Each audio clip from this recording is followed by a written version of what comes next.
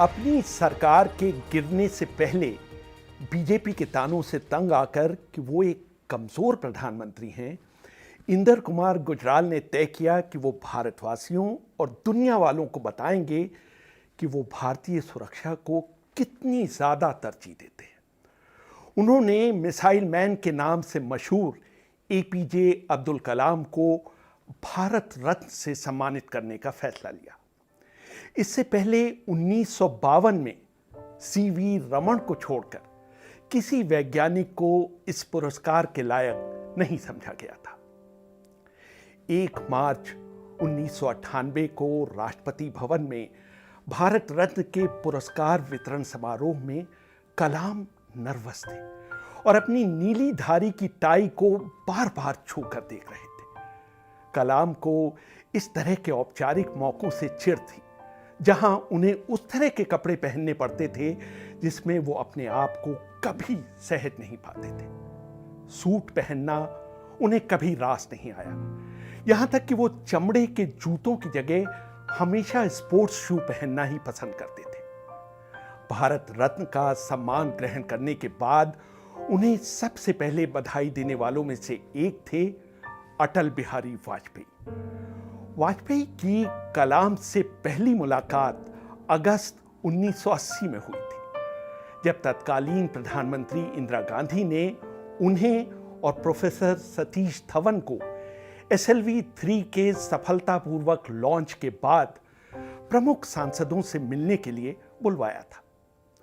कलाम को जब इस आमंत्रण की भनक मिली तो वो घबरा गए और धवन से बोले, सर मेरे पास न तो सूट है और न ही जूते, मेरे पास ले देकर मेरी चेरपू है।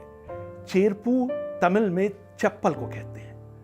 तब सतीश धवन ने मुस्कुराते हुए उनसे कहा था, कलाम तुम पहले से ही सफलता का सूट पहने हुए हो, इसलिए हर हालत में वहां पहुंचो।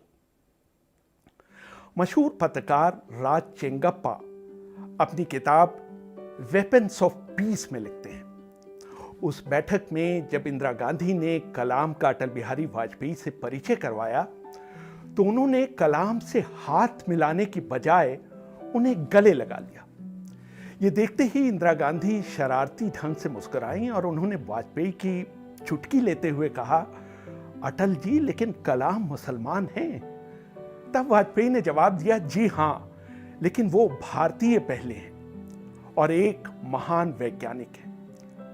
18 दिन बाद जब वाजपेयी दूसरी बार प्रधानमंत्री बने तो उन्होंने कलाम को अपने मंत्रिमंडल में शामिल होने का न्योता दिया।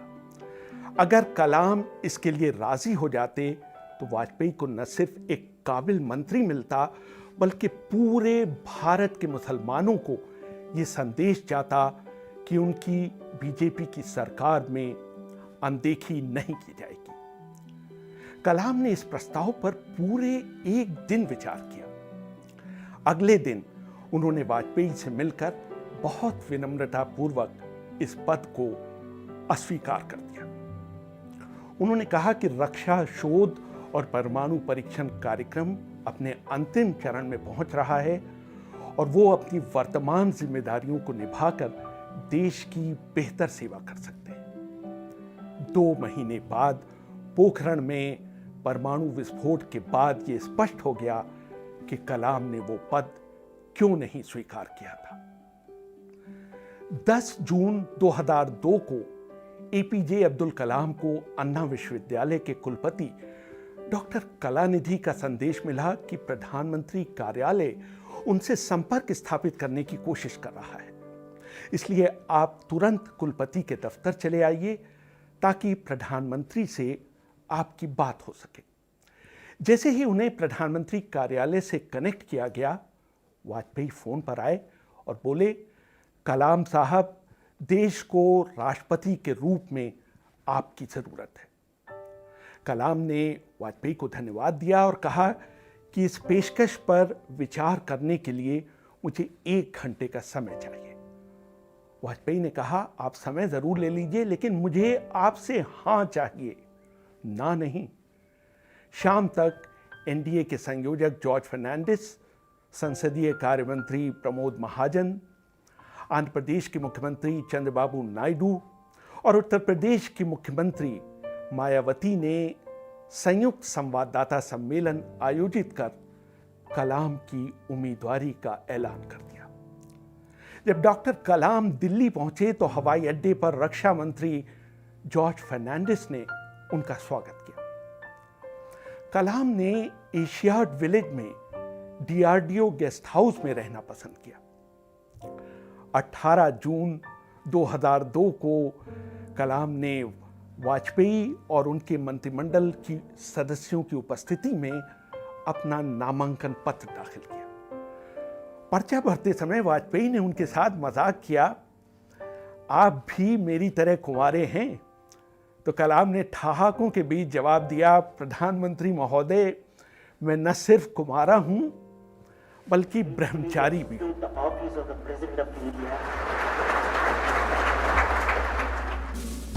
कलाम के राष्ट्रपति बनने के बाद सबसे बड़ी समस्या यह आई कि वो पहनेंगे क्या। बरसों से नीली कमीज और स्पोर्ट्स शू पहन रहे कलाम राष्ट्रपति के रूप में तो वो सब पहन नहीं सकते थे। राष्ट्रपति भवन का एक दर्जी था जिसने पिछले कई राष्ट्रपतियों के सूट सिले थे। एक दिन आकर उसने डॉक्टर कलाम की भी नाप ले डाली। कलाम के जीवनीकार और सहयोगी अरुण तिवारी अपनी किताब APJ Abdul Kalam a life में लिखते हैं। कुछ दिनों बाद दर्जी कलाम के लिए 4 नए बन गले के सूट सिलकर ले आया। कुछ ही मिनटों में हमेशा लापरवाही से कपड़े पहनने वाले कलाम की काया ही बदल गई। लेकिन कलाम इससे खुद खुश नहीं थे। उन्होंने मुझसे कहा, मैं तो इसमें सांस ही नहीं ले सकता।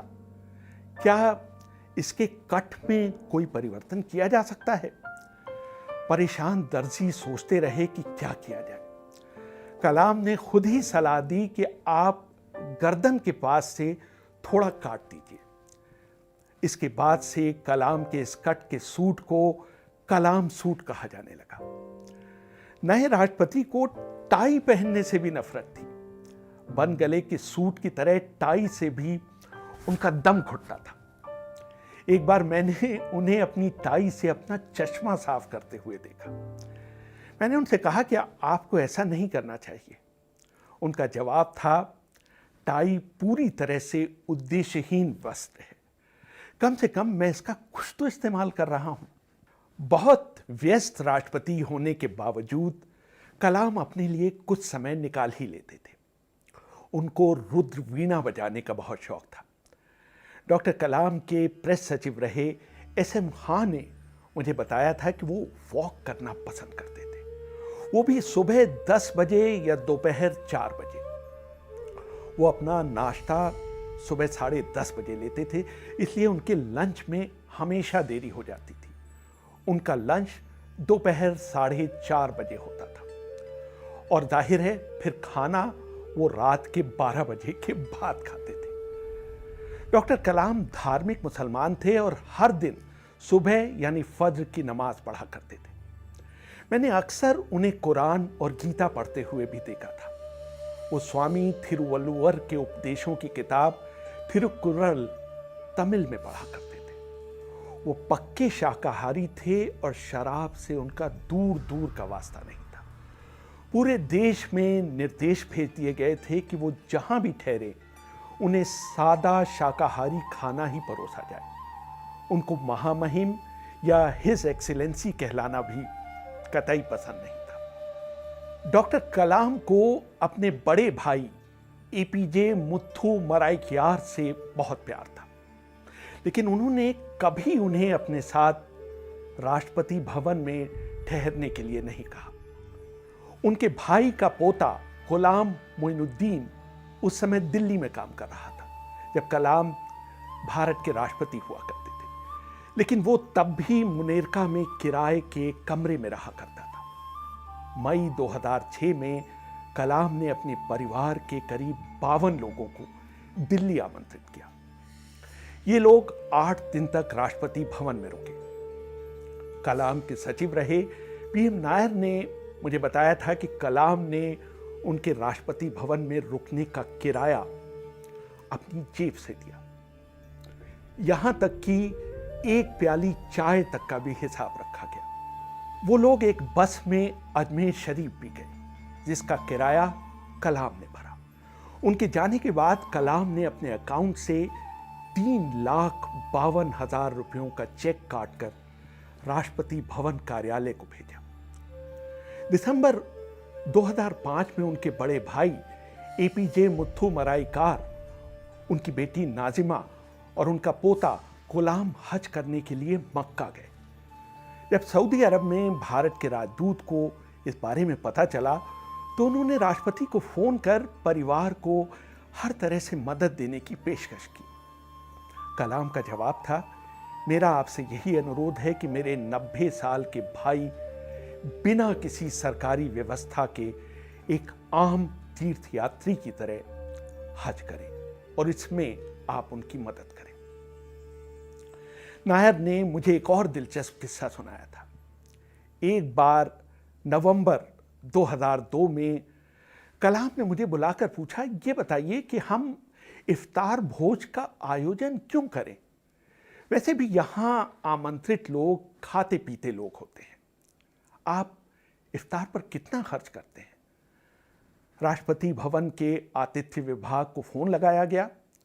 उन्होंने बताया कि इफ्तार भोज में मोटे तौर पर 2.5 लाख रुपए का खर्च आता है। कलाम ने कहा, हम ये पैसा अनाथालय को क्यों नहीं दे सकते? आप अनाथालयों को चुनिए और ये सुनिश्चित करिए कि ये पैसा बर्बाद न जाए।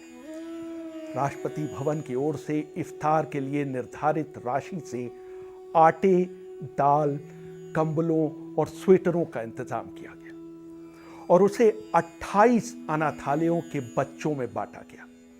लेकिन बात यहीं खत्म नहीं हो गई।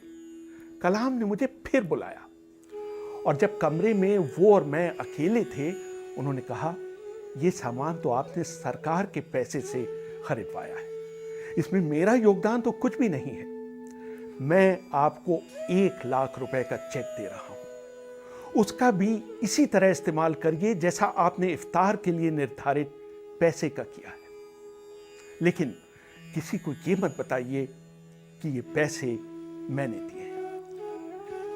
डॉक्टर कलाम का मानवीय पक्ष बहुत मजबूत था। एक बार वो जाड़े के दौरान राष्ट्रपति भवन के गार्डन में टहल रहे थे। उन्होंने देखा कि सुरक्षा गार्ड के केबिन में हीटिंग की कोई व्यवस्था नहीं है और कड़ाके की ठंड में सुरक्षा गार्ड की कपकपी छूट रही है। उन्होंने तुरंत संबंधित अधिकारियों को बुलाया और उनसे गार्ड के केबिन में जाड़े के दौरान हीटर और गर्मी के दौरान पंखा लगवाने की व्यवस्था करवाई। एसएम खान ने एक किस्सा और सुनाया। एक बार मुगल गार्डन में टहलने के दौरान उन्होंने देखा कि एक मोर अपना मुंह नहीं खोल पा रहा है। उन्होंने तुरंत राष्ट्रपति भवन के वेटरनरी डॉक्टर सुधीर कुमार को बुलाकर मोर की स्वास्थ्य जांच करने के लिए कहा। जांच करने पर पता चला कि मोर के मुंह में एक ट्यूमर है, जिसकी वजह से न तो वो अपना मुंह खोल पा रहा था और न ही बंद कर पा रहा था। वो कुछ भी खा नहीं पा रहा था और बहुत तकलीफ में था। कलाम के कहने पर डॉक्टर कुमार ने उस मोर की आपात सर्जरी की और उसका ट्यूमर निकाल दिया। उस मोर को कुछ दिनों तक आईसीयू में रखा गया और पूरी तरह ठीक हो जाने के बाद मुगल गार्डन में छोड़ दिया गया। 15 अक्टूबर 2005 को अपने 74वें जन्मदिन के दिन कलाम हैदराबाद में थे। उनके दिन की शुरुआत हुई हृदय रोग से पीड़ित तंजानिया के कुछ बच्चों से मुलाकात के साथ, जिनका हैदराबाद के केयर अस्पताल में ऑपरेशन किया गया था। उन्होंने हर बच्चे के सिर पर हाथ फेरा और उन्हें टॉफी का एक एक डिब्बा दिया, जिन्हें वो दिल्ली से लाए थे। बाहर बैठे आंध्र प्रदेश के राज्यपाल सुशील कुमार शिंदे, मुख्यमंत्री राजशेखर रेड्डी और तेलुगु देशम के प्रमुख चंद्रबाबू नायडू इंतजार कर रहे थे। उनकी समझी में नहीं आ रहा था कि इन बच्चों को उनके ऊपर तरजीह क्यों दी जा रही है। अरुण तिवारी एपीजे कलाम की जीवनी में लिखते हैं, हुआ ये कि सितंबर 2000 में तंजानिया की यात्रा के दौरान कलाम को पता चला कि वहाँ जन्मजात दिल की बीमारी से पीड़ित बच्चे बिना किसी इलाज के मर रहे हैं। वहाँ से लौटने के बाद उन्होंने मुझसे कहा कि किसी तरह इन बच्चों और उनकी माँओं को दार ए सलाम से हैदराबाद लाने की मुफ्त व्यवस्था करो। उन्होंने मुझसे वी तुलसीदास से बात करने के लिए कहा, जो उस समय एयर इंडिया के अध्यक्ष और प्रबंध निदेशक हुआ करते थे। वो इस काम में मदद करने के लिए राजी हो गए। फिर केयर अस्पताल के प्रमुख डॉक्टर सोमा राजू और वहाँ के प्रमुख heart surgeon doctor Gopichand Mannam भी उनका मुफ्त इलाज करने के लिए तैयार हो गए। भारत में तंजानिया के उच्चायुक्त इवा नजारो इन बच्चों की पहचान के लिए दार ए सलाम गई। 24 बच्चों और उनकी माँओं को दार ए सलाम से हैदराबाद लाया गया। केयर फाउंडेशन ने 50 लोगों के ठहरने और खाने की मुफ्त व्यवस्था की। ये सब लोग हैदराबाद में 1 महीने रुककर इलाज कराने के बाद सकुशल तंजानिया वापस लौटे। जब कलाम का कार्यकाल खत्म होने लगा तो उन्होंने 1971 की लड़ाई के hero field marshal Sam Manekshaw से मिलने की इच्छा प्रकट की।